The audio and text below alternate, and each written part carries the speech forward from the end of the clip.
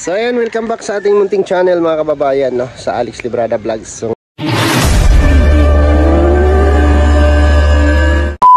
ngayong umaga po mga kababayan ay mga kalangga at mga kababayan ay sumaglit tayo dito sa luti ni Dudong Ruel kasi kailangan nila tayo dito, no? Kailangan nila yung presensya ko dito para makapagkabit tayo ng kuryente dyan sa kapitbahay natin, no? Yung ating beneficiary. So kausap ko na si Iboy at nagbigay na rin tayo ng pang-consuelo doon sa pag-iwan ng bakal sa kanya, ng bakod. At siyempre nag-abot din po tayo para sa kuryente na isasaksak natin, mag-isaksak tayo sa kanya para makakabit yung bakal. So nasa huli pa sila ni Kuya Awi, no? Kasama natin dito ngayon si Warren Carpenter. Yan, Team Carpenter. O shout out. Shout out po mga kalangga. Grabe yan. At siyempre naabutan natin si Justin dito, oh. Tinanghali na. Kumain ka muna, bawal daw yung mag-ano dyan sa gulay na gutom. Oo, kasi hindi yan tataba. Tapos yung ampalaya mo, kunin mo na yung bunga. Ano ng bunga? Wow, oh, tanggalin mo na. Kasi hindi man yan ano, kapag unang bunga, ano daw, ipamigay mo daw, bigay mo sa akin. Oo, maniwala ka. Bigay ko sa'yo, ah. Blessing yan, yung unang bunga kailangan ibigay mo. Namunga na yung ampalaya niya. Grabe. May ano ka ba? May skill ka ba sa farming? Hindi, ngayon lang, hinahasa ko lang. Ano lang, ni-enhance mo lang. So, Ibig sabihin, hindi mainit yung kamay ko. wala man yan, hindi ako maniniwala dyan sa sinasabi nilang green thumb. Hindi ako maniwala dyan. Ayan. Okay na yan. Mayroon pa yata isa dyan, oh, sa banda dyan, oh. Yan. Tapos ilagay mo lang dito at ipalaga o iglaysa. Kapag kinain kasi ng iba yung tanim mo, ibig sabihin, kakainin nila yan lahat hanggang maubos yung ampalaya mo dyan. Ganun pala yan? sa babakurin na natin para ma-secure yung mga tanim ni Justin dyan, no? So siya na yung nag-ano dito patuloy kasi wala naman tayong ano, hindi tayo makapokus talaga dito ng time natin kasi siyempre nakaalalay tayo kay Dudong Ruel at si Justin lagi naiiwan dito. So katulad niya, ilalarga kami ngayong gabi, no?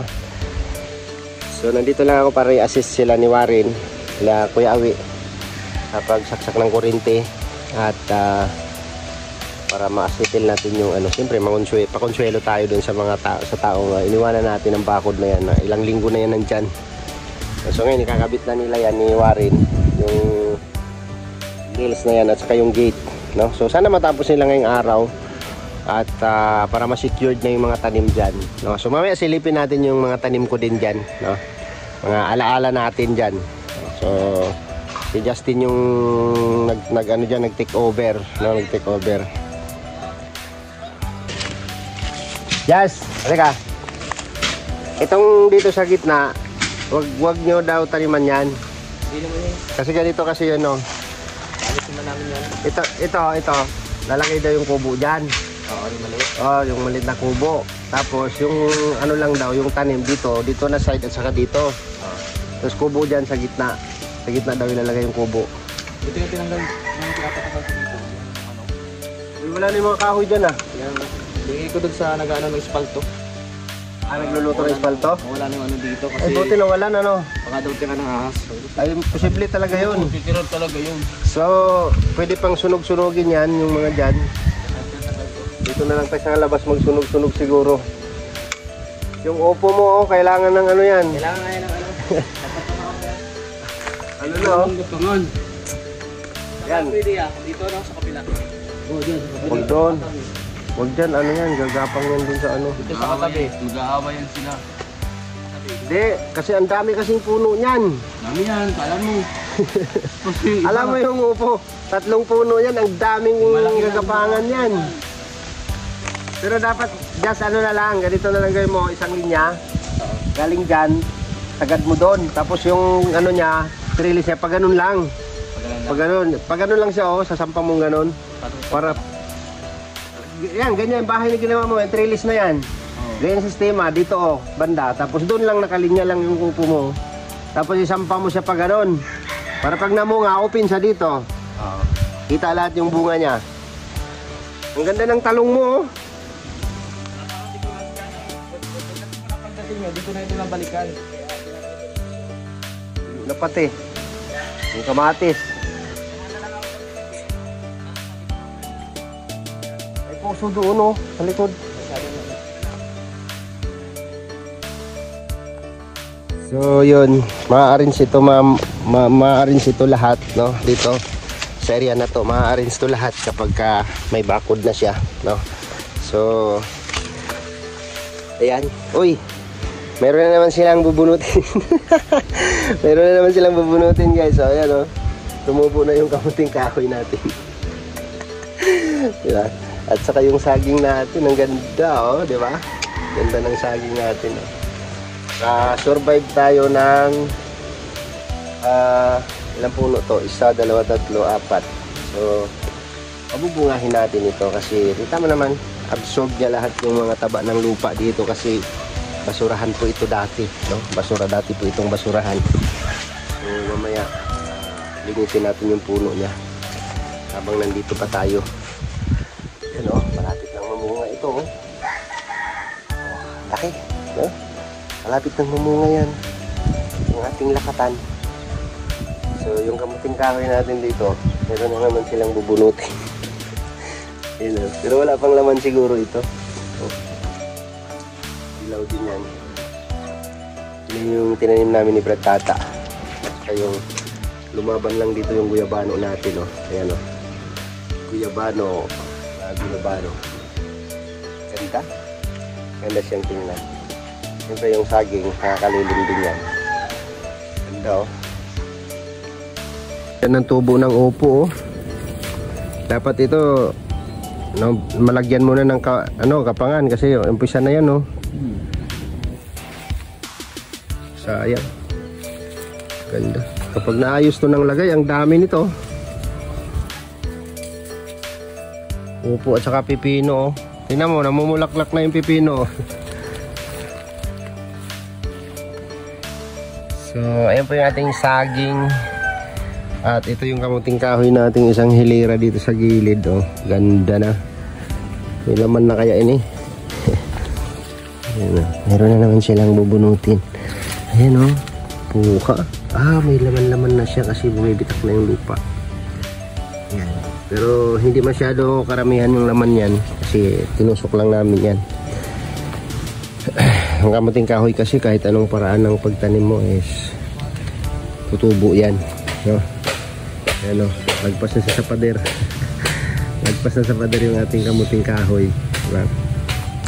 Ito yung huling tinanim namin. So sana matikman natin no? Kasi marami-rami yan, mahaba yan no? Kapag sakto na sa edad yan. So dito kasi ako expectation versus reality kasi nangyari sa akin dito. Kaya tinaniman ko na lang din ulit no.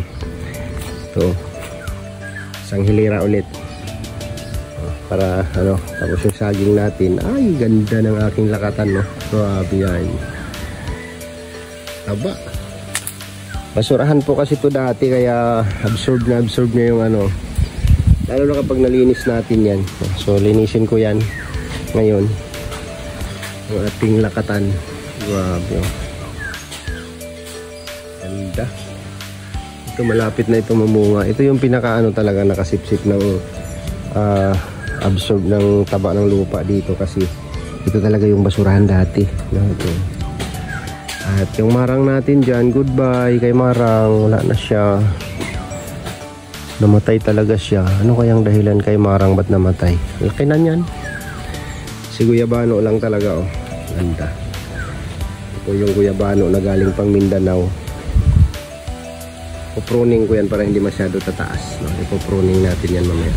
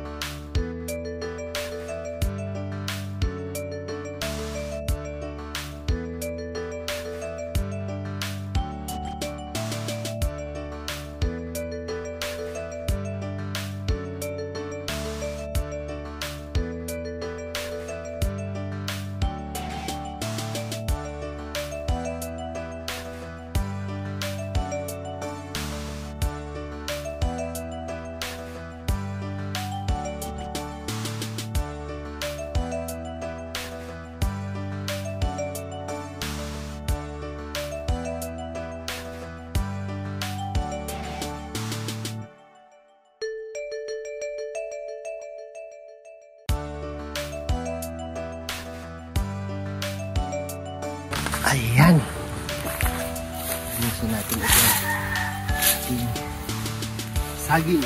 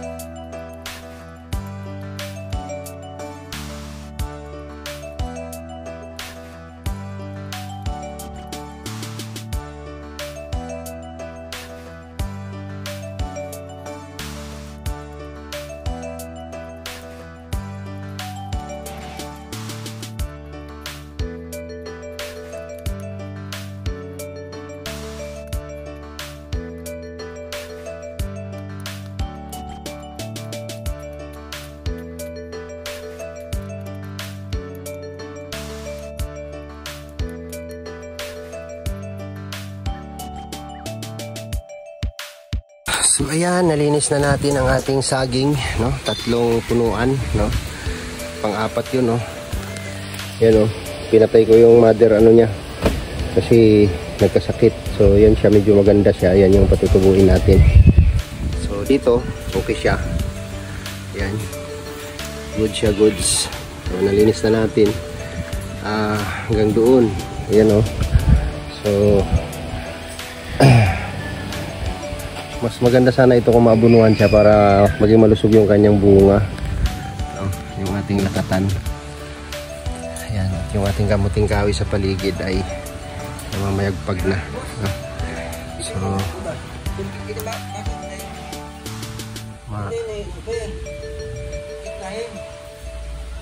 ayan. So, tapos na natin. Meron na tayong kasunod na kamuting kahoy dyan, no? Para hindi na natin masabing ako ang nagtanim, iba ang makinabang. Sana magpakinabangan natin, lalo na itong lakatan. Mahal po ang kilo ng lakatan. So gaganda po itong forma na ito kapag ka naayos yung ano dito, nalagyan ng kubo dito sa gitna, no? So gaganda po itong area, no? Tambayan, no? Tambayan ng mga tambayan ng mga lahat ng row boys, lahat rogers, no? Pagka may bubo na dito at halagyan natin ng tubig. So ayan, ikakabit nila ni Kuya Awi yung gate dyan at saka yung bakod. So ayan, no? May mga bubog pa dito. Alright, so yun mga kababayan, makapag-assist na tayo doon, no? Sa lote ni Dodong. At sila na lang magpatuloy doon ni Kuya Awi at ni Warren. So ako po ay uwi na at marami pa tayong asikasuhin at lalarga na tayo mamayang gabi. So bye bye po and God bless and see you next vlog po mga kababayan at mga kalangga. Bye bye and ingat po tayong lahat.